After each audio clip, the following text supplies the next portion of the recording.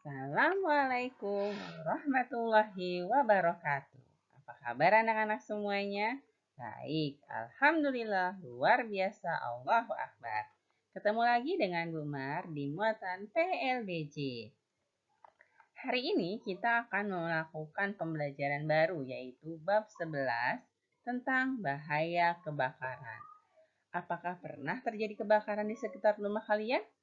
Bagaimana rasanya ketika kalian melihat atau mungkin mengalami sendiri kebakaran? Nah, di bab ini kita akan membahasnya anak-anak. Kebakaran dapat terjadi karena faktor alam. Kebakaran juga dapat terjadi karena kelalaian manusia. Banyak benda di sekitar kita yang mudah terbakar. Kita dapat mencegah terjadinya kebakaran. Pada bab ini, kita akan mempelajari bahaya kebakaran, penyebab kebakaran, dan cara pencegahannya. Nah, penyebab kebakaran dan penanggulangannya. Pak Toha berprofesi sebagai pemadam kebakaran. Pak Toha selalu bercerita kepada keluarganya. Ia menceritakan pengalamannya menangani kebakaran. Ayo baca cerita berikut.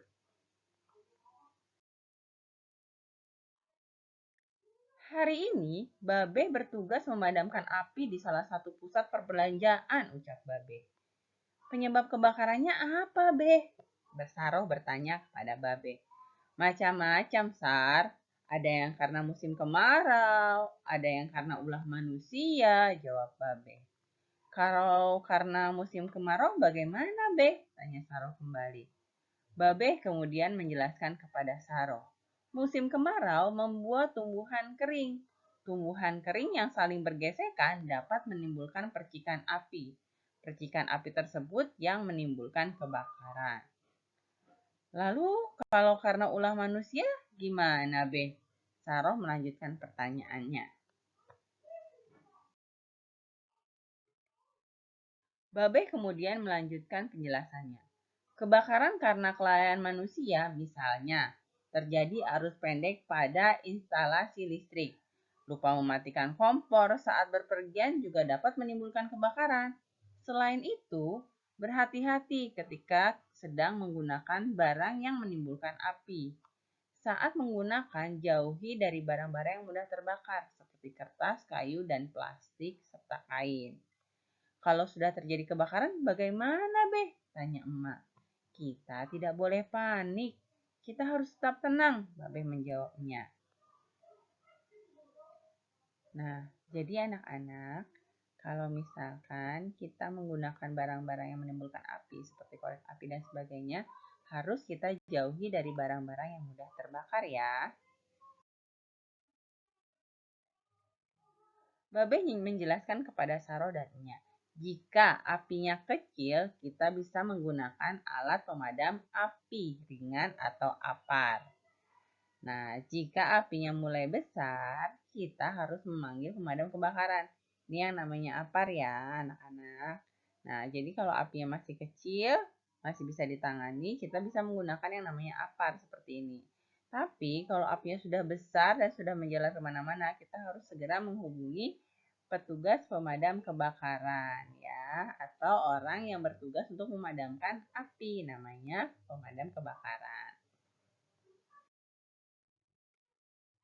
Nah, sekarang kita akan belajar mengenai dampak kebakaran. Apa sih dampak dari kebakaran itu? Nah, ternyata kebakaran itu dapat menimbulkan kerugian harta dan benda. Orang juga dapat kehilangan rumah dan harta mereka. Selain itu, terkadang kebakaran juga membuat seseorang terluka. Nah, sekarang bisa kita simpulkan ya anak-anak. Penyebab kebakaran dapat terjadi karena dua, yaitu faktor alam dan faktor kelalaian manusia. Contoh dari faktor alam adalah musim kemarau karena tumbuhan yang kering bergesekan. Itu contohnya. Sedangkan apabila kelalaian manusia itu bisa terjadi karena satu, adanya arus pendek atau konsleting listrik.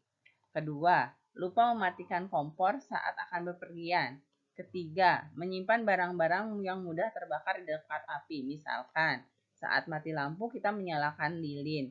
Nah, ternyata kita menyimpan lilinnya itu di dekat hordeng. Nah, itu bisa menimbulkan kebakaran. Yang keempat, membuang puntung rokok sembarangan.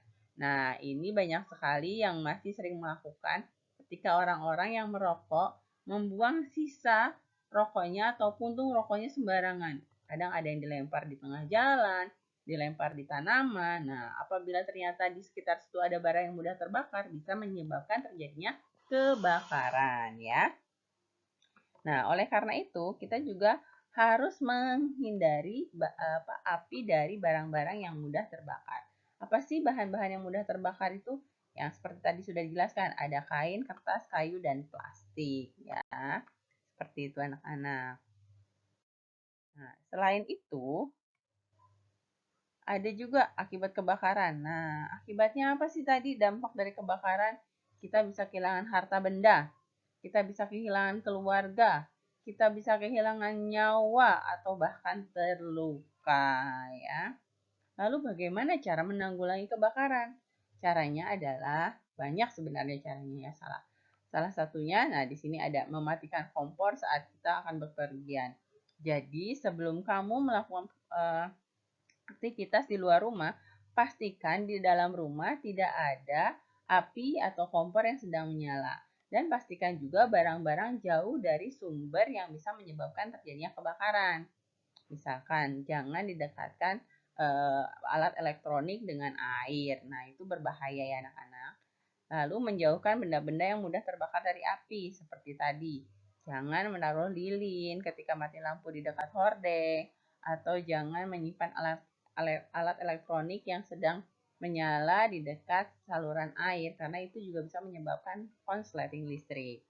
Nah, selain itu, cara menanggulanginya ketiga adalah menyiapkan alat pemadam api ringan. Jadi di rumah diusahakan ada atau memiliki yang namanya apar anak-anak ya. Lalu kalau nggak punya apar bagaimana Bu Guru? Bisa menggunakan kain atau karung goni yang basah untuk mematikan api yang kecil atau api yang masih belum besar ringan ya. Nah, kalau misalkan apinya sudah besar, segera kita hubungi petugas pemadam kebakaran, yaitu orang yang memadamkan api. Gitu anak-anak. Tapi jangan panik, harus tetap tenang, oke?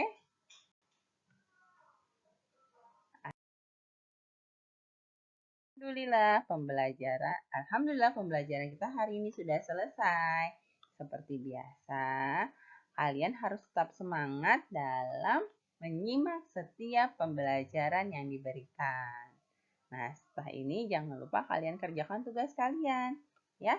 Nah, anak-anak, mari kita tutup pembelajaran hari ini dengan doa sesudah belajar.